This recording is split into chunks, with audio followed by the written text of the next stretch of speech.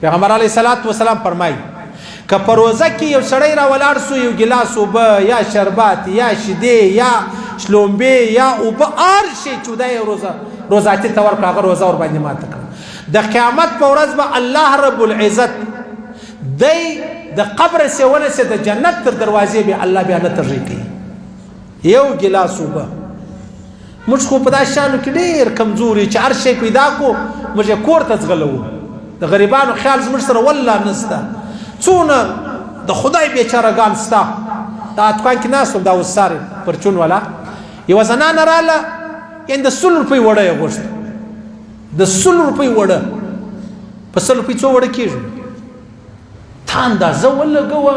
اوس به مې یو سړی د مالداره خلک نه دي دا الله تباه کړي دي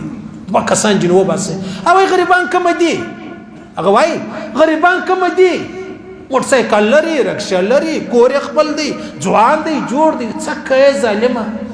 ولې د الله چې تا ته دنیا درکړه دا ستا تر منصب زیاته نه ده ستا تر ژوند زیاته نه ده ستا تر عمر زیاته نه ده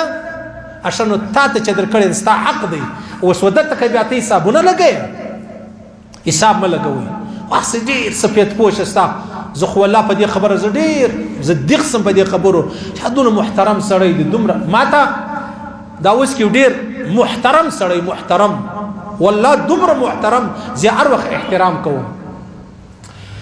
ما له ټلیفون راوکړ مولوي صاحب څنګه یې ښه خیر و الحمدلله دا هغه دا ما ورته څه راته وایه ول بس دغه حلال مې کوي ما راته وایه حلال څنګه ټاکله دی حلال کوئ ول مولوي صاحب تنخوا مې 100,000 ده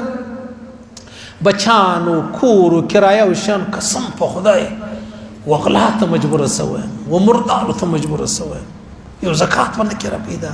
لکه دومره نفسي ځوان دی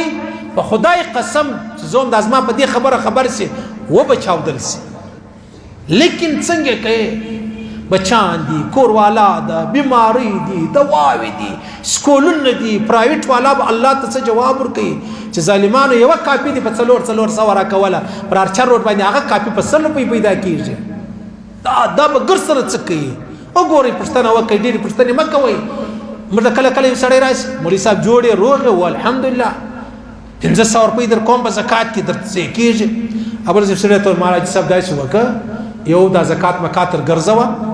یو 15,000 روپۍ راکول مال داسې به وکړې ستی د مسجد مولوي صاحب ډېر غریب دی هغه لرې بیاسي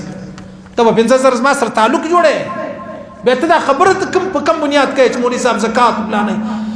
ته ورسه وګوره چاته وګوره که د زکات وړ ورې که کریمې خبرې ورسره جوړوه هېڅوک خلک خاورې خوري هغوی ستا زکات زه نه خورم صحیح سلو سفید پوش کورونه وړه وروړه د شپې دروازه ور وټکوه رخشې والا ته ورکه په خدای دې مې قسم علما فرمایي وای دا مور ته چې دعا راته کوه د ده د زړه څه یو وځي هغه ځای هلته د عرش سره لګېږي صحیح سلو دا وکړئ الله به فرمایي تا داسې حال نه راولي او بیا پیغمبر علیه الصلاۃ والسلام فرمایي چې یعنې کله یو سړی یو ګیلاس اوبه چاته ورکړي روزه ورماته کړي په هغه اوبو باندې د قیامت په ورځ د قبر څه د جنت دروازې الله نه ترجیح کوي حالانکه لمر پر یوه نیزه باندې ولاړ بیا پیغمبر علیه الصلاۃ والسلام فرمایي چې کله دغه د روزې میاشت رانه ویسي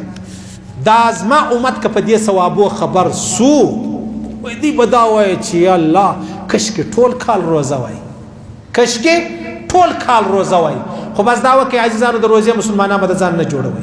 بیا سپینې خولۍ دي بیا سهار وختي دی بیا دروازې ټکېده دي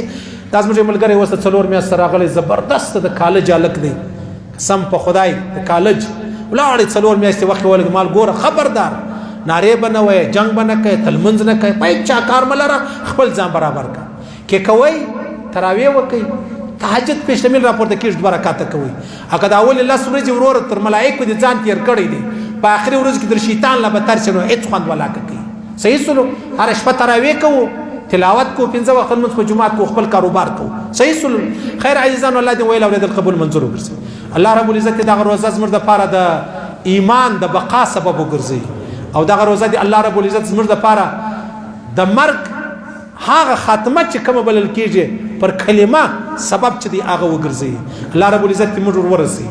الله رب العزت موږ ورسي خدای پاک دې برکتونه و ټول عالم اسلام ته ورنصیب کړي کبي هم سم مسله ولا بل منځ بات پښتنه کولای شي الله دې ویل اوریدل قبول منظور وګرځي الله پر دې تور مرګ راکړي چې موږ مرو دا ویلا اله الا الله محمد رسول